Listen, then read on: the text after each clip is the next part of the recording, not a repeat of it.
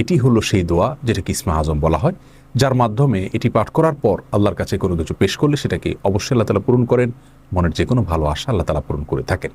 দোয়াটি আবারও বলছি, আল্লাহুম্মা ইন্নী আসআলুকা বিআন্নী আশহাদু আন্নাকা আনতাল্লাহ লা ইলাহা ইল্লা আনত আল আহাদুস সামাদ আল্লাযী লাম ইয়ালিদ ওয়া লাম ইউলাদ ওয়া লাম ইয়াকুল লাহু কুফুয়ান আহাদ। যার অর্থ হলো, হে আল্লাহ, আমি আপনার কাছে প্রার্থনা করছি এই মর্মে যে, এই জন্য যে, এই ভিত্তিতে যে আমি সাক্ষ্য দেই আপনি আল্লাহ, আপনি ছাড়া সত্যিকারের কোনো মাবুদ নেই, আপনি কারো মুখাপেক্ষী নন, আপনি একক, এবং আপনি কাউকে জন্ম দেননি, আপনাকেও কেউ জন্ম দেয়নি, এবং আপনার সমকক্ষ আর কেউ হতে পারে না।